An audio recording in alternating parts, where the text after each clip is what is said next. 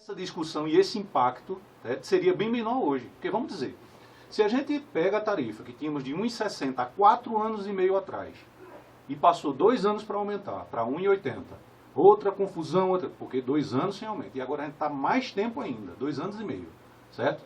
Então, se ano a ano se senta, se discute a tarifa e no mês pontual, vamos lá, foi decretada a questão do PIS e COFINS, teve aumento no início do ano, vamos rediscutir, porque teve um impacto. Agora, para a gente, no momento, essa questão do PIS e COFINS, ele só vai ter reflexo na próxima discussão, que a gente vai levantar a bandeira, que seja em janeiro.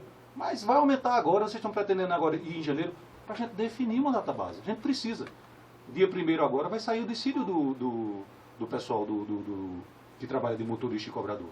Então tudo aumenta, gente. Infelizmente, era bom que as coisas estivessem congeladas, estivessem controladas. Óleo diesel controlado, pneu controlado, insumos controlados, salários controlados, mas infelizmente isso não acontece. Gleison. Ou seja, para você, ouvinte, ficar bem ligado no foco principal do debate, de que se aumentar, estão querendo aumentar a passagem para 2,10, mas como o próprio empresário disse, queriam aumentar verdadeiramente para 2,45.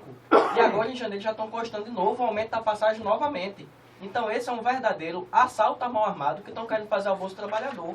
O Bolsa Trabalhador teve um reajuste no salário de 9%. Enquanto isso, hoje os empresários querem aumentar a passagem de 1,80 para 2,10, ou seja, um reajuste de 17%. Maior do que essa inflação. Eu digo sempre, eu não sei se vocês vão concordar comigo, mas eu digo sempre isso na TV, inclusive.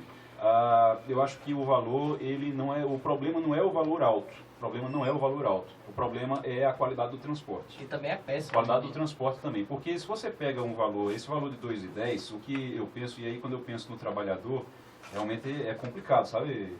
O Milton deve ter feito, todo mundo já deve ter feito essa conta. Normalmente você, dependendo do local onde você mora aqui, você vai pegar 4 ônibus para chegar no trabalho, sempre. Você vai pegar 4 ônibus para ir e voltar. São 2 ônibus para ir para o trabalho e 2 ônibus para voltar. E se você não pegar ônibus para ir para casa, para almoçar também, que eu acho que não tem condição para o trabalhador fazer isso, tem que almoçar onde ele puder. Mas se você pega ali 2,10, você multiplica por 4, vai dar R$ 8,40. R$ 8,40 multiplica pelos 24 dias aí, no mínimo, de um mês, de segunda a sábado, vai dar mais de R$200. Imagine você ganhar 674, é o salário mínimo atualmente, né? Você pegar 674, tirar mais de R$200 só para pagar o transporte para você ir para o trabalho. E aí tem aluguel, tem energia elétrica, você paga água, você paga um monte de coisa a mais. Você vai ter que pagar um monte de coisa a mais, fica muito complicado, fica realmente muito complicado. Se a gente tivesse um sistema onde você pudesse pegar um ônibus para ir, um ônibus para voltar, ou tivesse um sistema de integração, alguma coisa do tipo, esse valor ia cair esse valor não, mas o custo do trabalhador ia cair pela metade e o custo das empresas ia cair também pela metade. E aí você podia ter um preço menor, estava 2,10 aqui, você podia ter pela metade aqui, o trabalhador, ao invés de gastar 200, ia gastar menos de 100, porque a empresa também ia economizar e ia poder segurar o preço. Igor, me permite só, quando o nosso amigo Ricardo falava aqui da urgência, né, em garantir o aumento da passagem. Naturalmente que eu não sou, e nem ele também me permite, somos juristas, mas há de se respeitar o princípio da legalidade, né? O decreto impõe que reuniões sejam convocadas com o mínimo de 48 horas de antecedência e ele mesmo confirmou aqui que a reunião estava marcada para a segunda-feira e se antecipou exatamente para a quinta-feira. Pela urgência. Né? Um outro dado aí que é preciso ser bem esclarecido é que a passagem de ônibus aqui em Caruaru, desde o governo ou desgoverno Tony Gel, Neguinho, né? E o próprio João Lira Neto, sempre eles aumentaram a passagem ao arrepio da lei. E não foi por falta de provocação do SINDEC e da UES, que nós levamos, não foi nenhuma nem 2 vezes, o Poder Público Municipal para o Poder Judiciário e para o Ministério Público. Porque não convocavam reunião, sentavam-se apenas com os donos de ônibus e a prefeitura decidiam ao arrepio da lei. E agora, este ano, já existia, né? Já existia. E o discurso deles, isso foi feito no governo Tony Gel. Sinceramente, foi feito no governo. O Comute nunca funcionou direito. Né? Foi feito no governo Queiroz e o discurso deles era que estava desativado. Mas ele estava ativado para se reunir com os empresários. Ou seja, o Comut era só prefeitura e empresário. Depois, nunca apresentaram nenhum ato administrativo que provasse a desativação deste conselho. O que, na verdade, queriam era se reunir apenas com os empresários e esse conselho não funcionar. Isso é fato. Então, só voltaram agora, em janeiro, a reestruturar o conselho por força de imposição do Ministério Público. E quando iniciaram as reuniões, eu posso lhe assegurar que de 4 ou 5 reuniões que aconteceram de março para cá, as 3 são, no mínimo 3 são ilegais. Inclusive essa última. Nós temos provas cabais, documentais, que ela está eivada de irregularidade e de ilegalidade, principalmente quando ela estava marcada já previamente para a segunda-feira. Que interesse tão grande é esse de convocar extraordinariamente, passando por cima do princípio da legalidade?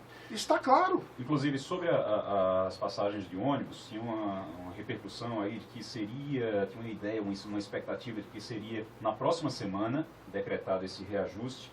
Eu estou com um texto aqui já da Prefeitura. A Prefeitura mandou uma nota aqui sobre as passagens de ônibus, dizendo, ó, em relação ao reajuste das passagens de ônibus decidido pelo Comut, a Prefeitura de Caruaru informa que está analisando detalhadamente os aspectos administrativos e jurídicos da questão, além de considerar os questionamentos legais sobre a decisão por parte das entidades da sociedade civil.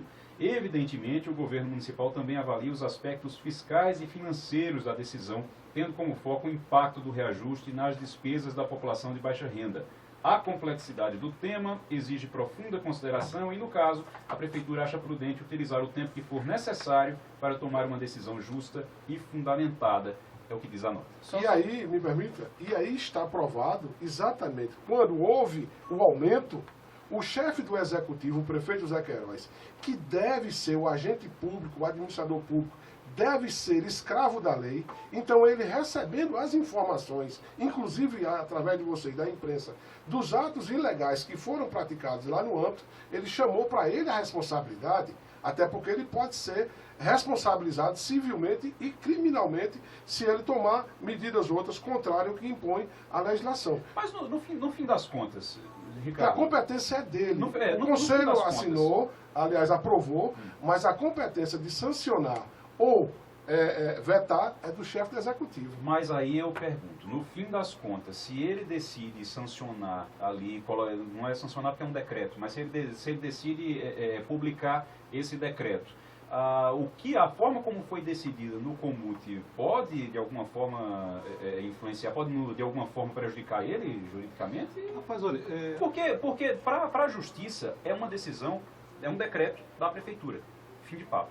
Agora, se o prefeito diz que vai fazer isso de acordo com o que foi decidido no Comut, Ou não, aí porque a atribuição uma situação, dele, o decreto impõe isso. aí é uma situação que tem que ver, como você disse aí, que ele está dentro da organização, dentro da administração pública, aí talvez complique um pouquinho, talvez por isso esteja sendo estudado. Igor, eu acho assim, como eles já estão pedindo esse tempo hábil aí para analisar qualquer tipo de irregularidade, está no direito do prefeito.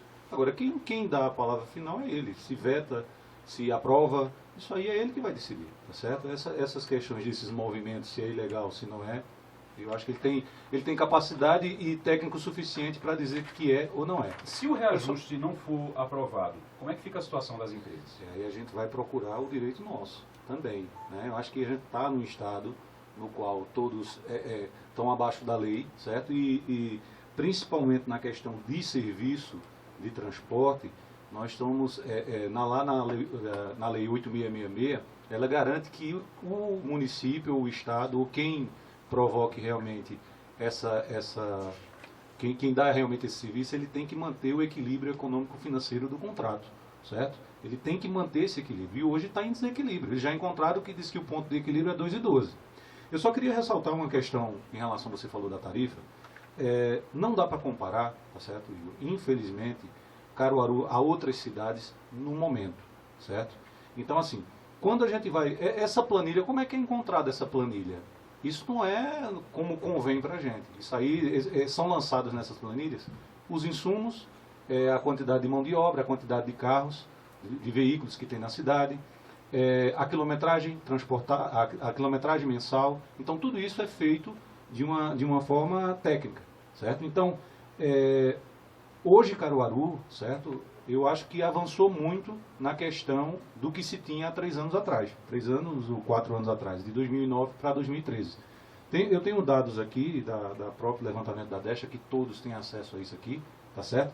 Que até por sinal eu tive recentemente em outra rádio e falava justamente dos investimentos que foram feitos.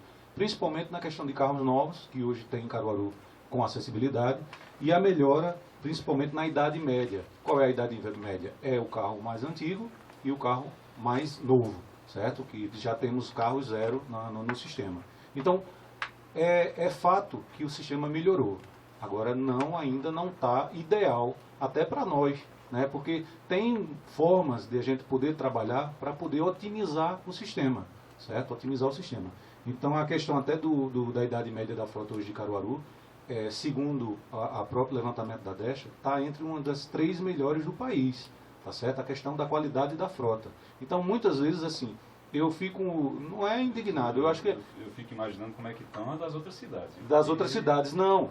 Vamos trazer para Brasília. Se você falar hoje da frota de Brasília, ali sim é sucateado, certo? Caruaru hoje deu um avanço muito grande, tá longe ainda do ideal, mas estamos avançando. Você pegar, colocar essa quantidade de carro novo, carros com acessibilidade.